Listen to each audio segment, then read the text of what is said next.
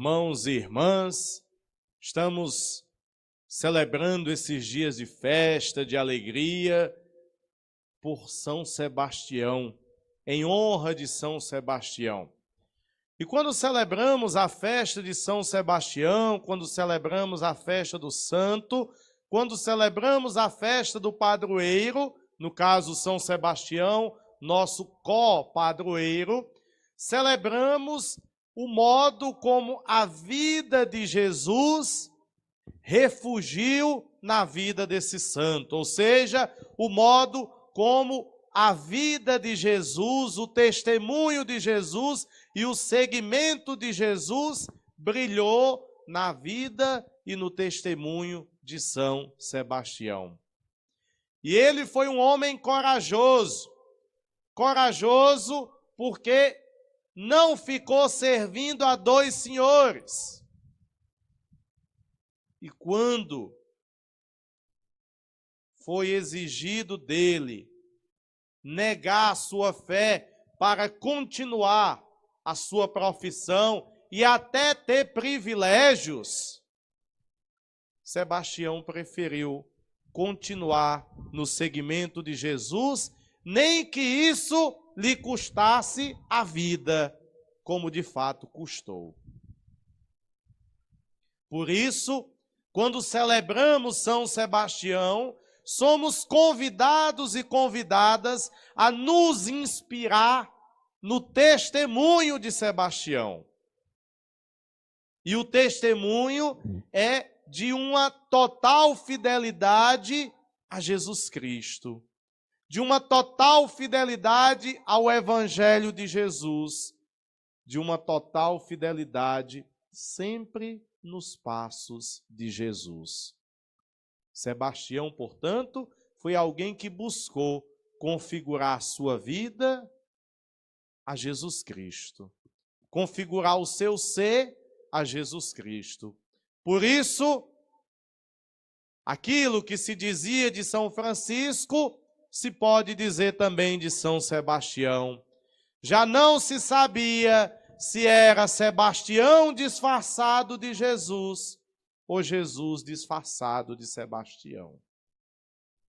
Olhar para São Sebastião, para o seu testemunho de vida, é olhar para o próprio Jesus que brilhou na vida dele. E por isso nós que somos devotos de São Sebastião, devemos nos inspirar no seu testemunho, para também nós sermos cada vez mais parecidos com Jesus. E se poder dizer de cada um de nós, já não se sabia se era José, Maria, Raimundo, Antônio, Antônia, disfarçado de Jesus, ou Jesus disfarçado deles. E para que nós possamos vivenciar o nosso seguimento a Jesus Cristo, são 3 os eixos que não podem deixar de existir na vida do cristão, na vida do seguidor de Jesus Cristo. São 3 as dimensões do seguimento a Jesus Cristo, porque são 3 as dimensões da missão de Jesus que nós somos chamados a continuar trilhando. Então, Jesus era aquele que anunciava a palavra, Jesus fazia com que essa palavra se tornasse viva e eficaz pela prática da caridade, e tudo isso era celebrado. Então, são 3 as dimensões da missão: o anúncio da palavra, a vivência da caridade e a celebração de tudo isso. Assim também, a Igreja de Jesus Cristo, continuadora da sua missão, é aquela que anuncia a palavra, vive a caridade e celebra tudo isso nos sacramentos. Anuncia a palavra, vive a caridade e celebra tudo isso nos sacramentos.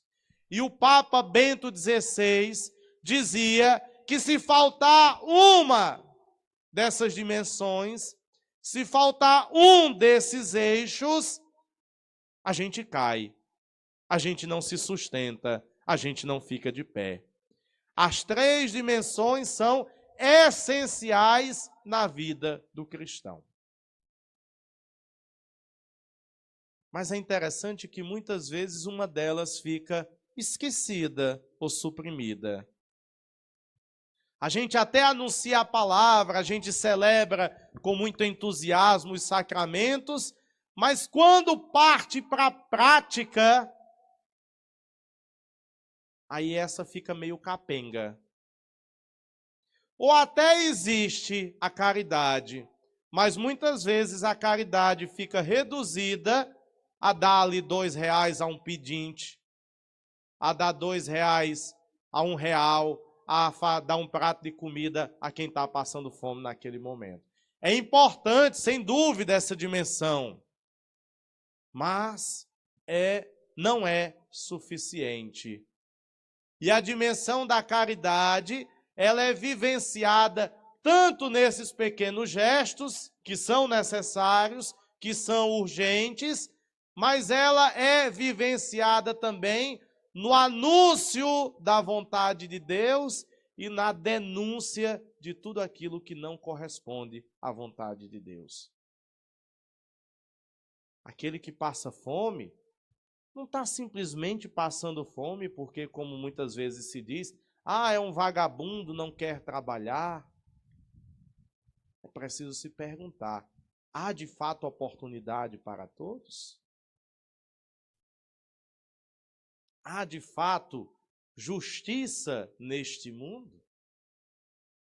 E o Papa João Paulo II já denunciava que nós vivemos numa situação em que os ricos ficam cada vez mais ricos às custas dos pobres, que ficam cada vez mais pobres. Por isso que hoje, as pastorais sociais que assumem a liturgia desta celebração são para nós um exemplo de anúncio e denúncia. Mas muitas vezes a gente fica só na parte do anúncio, quando chega na parte da denúncia a coisa fica capenga. Quando a pastoral da criança cuida da criança, dá multimistura, cuida para que a criança não passe fome, aí todo mundo bate palma. Mas quando a pastoral da criança pergunta, mas por que essa criança não tem escola? Por que ela não está na escola? Por que ela está sendo explorada? Por que ela está caindo no mundo das drogas? Aí a coisa já fica mais difícil. Quando a pastoral do idoso cuida do idoso, faz a visita, se alegra, conversa com o idoso, tudo, aí todo mundo bate palma. Mas quando a pastoral do idoso tem a coragem de denunciar os maus tratos que o idoso vem sofrendo, a falta de atendimento, de assistência, aí a coisa é mais difícil. Quando se denuncia os desmandos dos ricos, dos poderosos, aí a coisa fica mais difícil.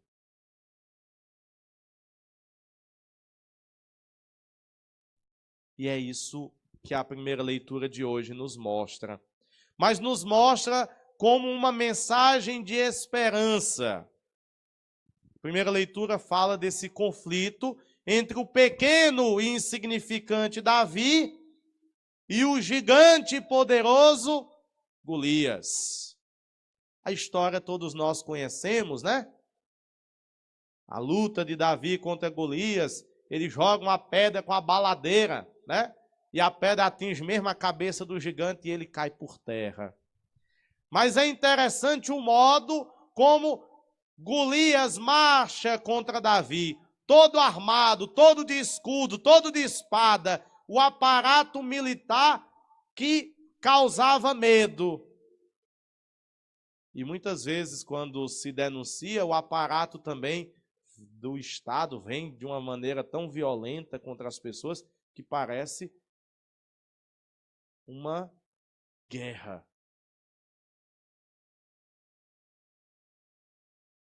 É constantemente Davi contra Golias.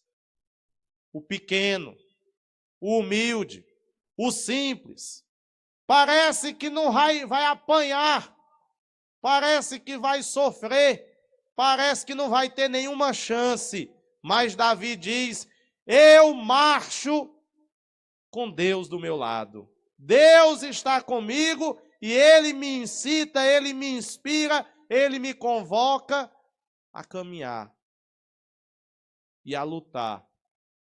Lutar por melhorias, lutar por um mundo melhor, lutar por um mundo de justiça e de fraternidade.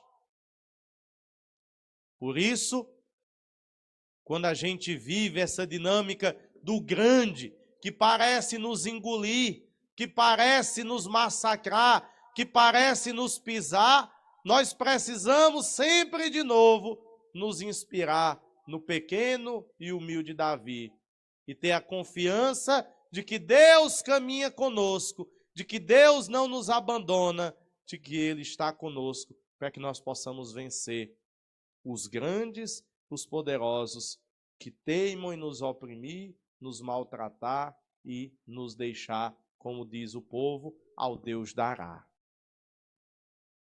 Jesus também foi um profeta corajoso. Nós estamos acompanhando durante esses dias dessa semana o constante conflito de Jesus com as autoridades religiosas. E hoje aparecem também as autoridades políticas que já ficam observando e tramando a morte de Jesus. O evangelista Marcos, já no capítulo 3, olha que Jesus só fez começar a missão, já está ameaçado de morte. É o finalzinho do evangelho de hoje. Os fariseus e os herodianos eram como água e óleo, não se misturavam. Mas como Jesus estava incomodando tanto a um como a outro, então vamos nos juntar para poder eliminar essa pedra do sapato. Já começam a tramar a morte de Jesus. E começam a tramar a morte de Jesus por causa de uma simples pergunta. Jesus está na sinagoga e encontra ali um homem com a mão seca, com a mão ressequida. E a mão, na antropologia bíblica, ela é símbolo do poder, da força, da ação.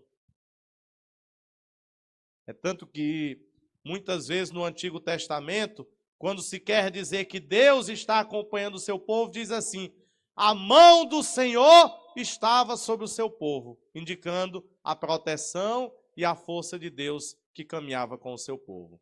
Então, aquele homem com a mão ressequida, e tendo em conta que a mão na Bíblia simboliza a força, simboliza a coragem, a sabedoria, o poder, então aquele homem era um homem que estava sem nenhuma força.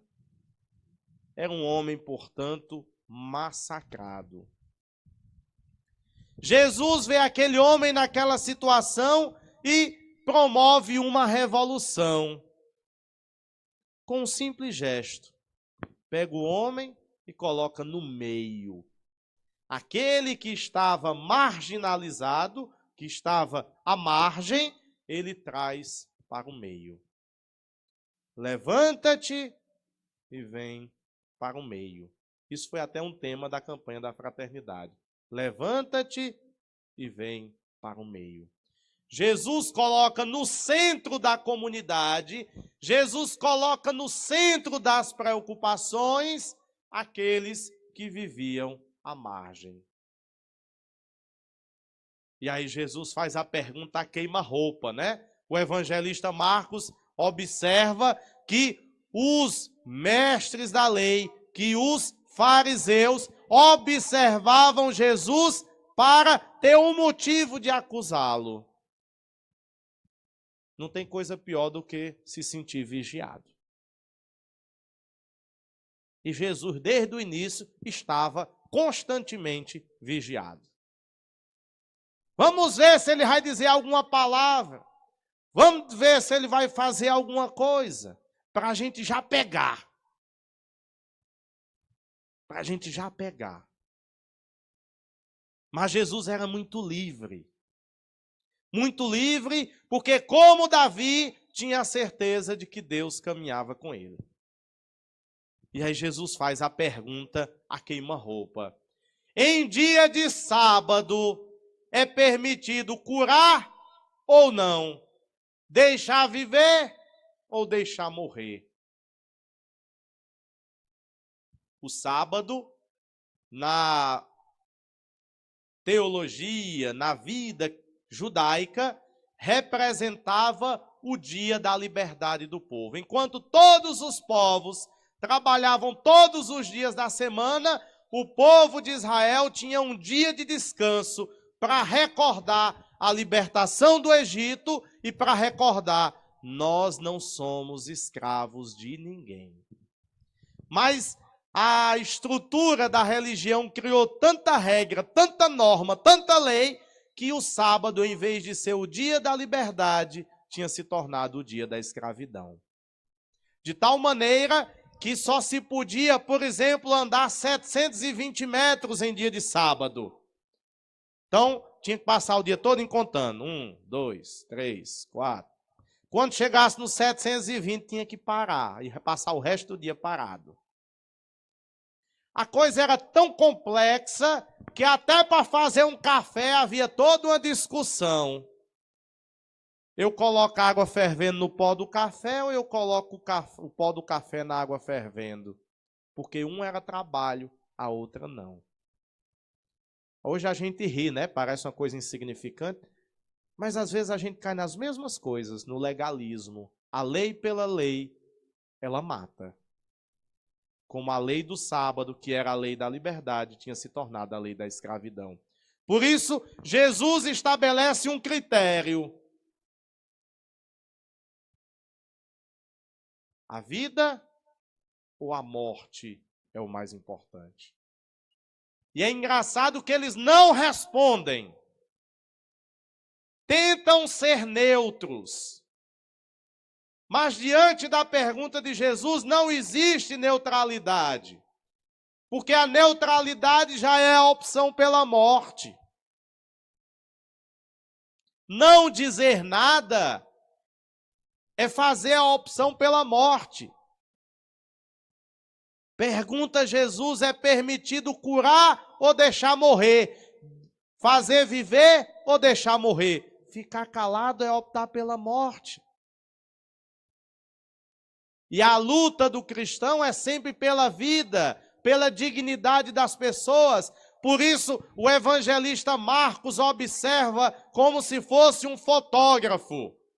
Jesus ficou irado e cheio de tristeza. Realmente, é triste ver uma situação de omissão diante de alguém que está precisando.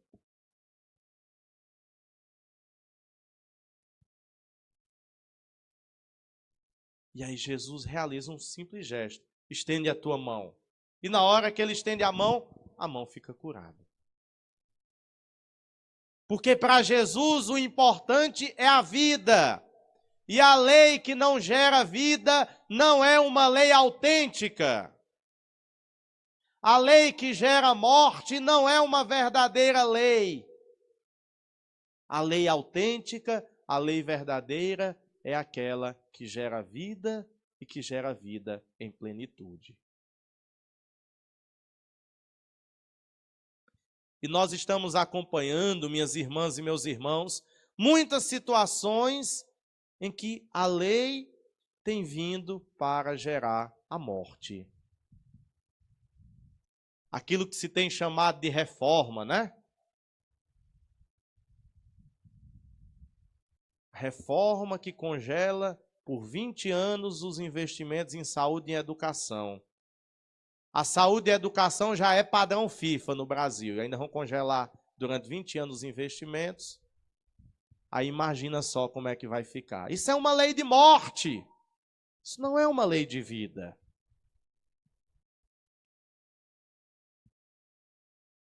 a lei da reforma da Previdência. Essa que é de morte mesmo. Acho que ninguém se aposenta mais não.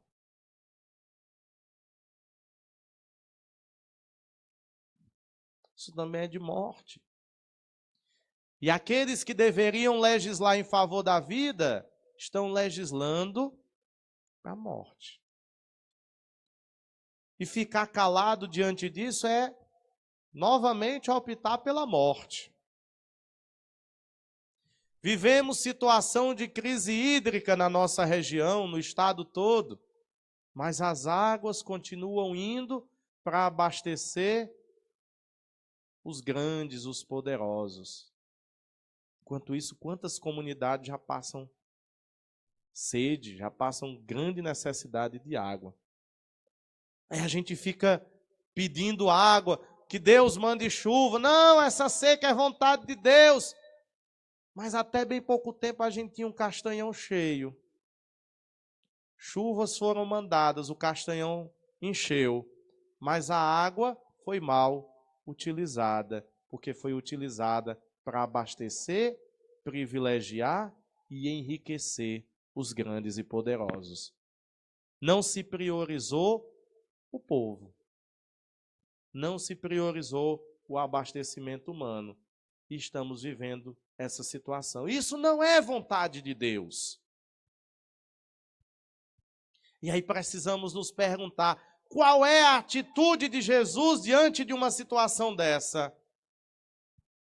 Jesus, então, é aquele que anuncia a vontade de Deus e denuncia as situações de injustiça, de miséria que ainda circundam o mundo da gente.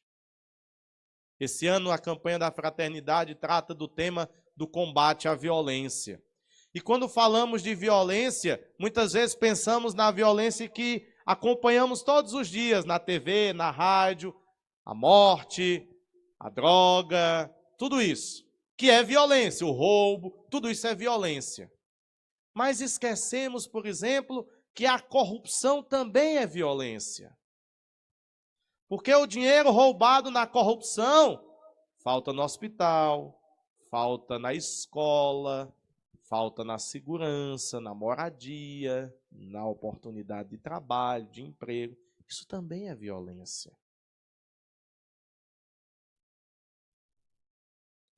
E nós não podemos colaborar e corroborar com situações de violência desse jeito. Porque votar em corrupto é colaborar com isso. Votar em situações que querem gerar morte, que querem gerar mais violência, é colaborar também com a violência, é ser contrário também à vida. Por isso, minhas irmãs e meus irmãos, deve ficar para cada um de nós essa pergunta de Jesus no Evangelho de hoje. Eu estou com a vida ou estou com a morte? O cristão, o discípulo de Jesus, é alguém que está sempre lutando pela vida. Está sempre a favor da vida. E estar lutando pela vida, estar a favor da vida, significa para cada um de nós lutar pela dignidade do ser humano. O ser humano que sofre, que morre à míngua no hospital, que morre com fome, que morre com sede, é meu irmão. Tem o mesmo direito de viver que eu tenho. O que é que eu estou fazendo por ele? O que é que eu estou fazendo por ela? Estou a favor de sua vida ou estou contra a sua vida? Então, que nós, seguindo o testemunho de São Sebastião, andando nos passos de Jesus, possamos colocar sempre a vida em primeiro lugar. E a vida em primeiro lugar é aquela vida dos que não têm seus direitos respeitados. Lutar pela vida e ser a favor da vida é lutar, é querer, é desejar e é se colocar a serviço da justiça, da fraternidade, do amor e da paz. é estar sempre colocando a vida em primeiro lugar. A minha vida, a vida da minha família, mas, sobretudo, a vida dos que têm a vida negada hoje, aqui e agora. Os sem voz, os sem vez, sem casa, sem trabalho, sem dignidade, sem direito à vida. Que a vida seja a nossa lei maior e que o seguimento de Jesus nos inspire cada vez mais a sermos autênticos construtores e defensores da vida e da dignidade humana. Amém. Creio em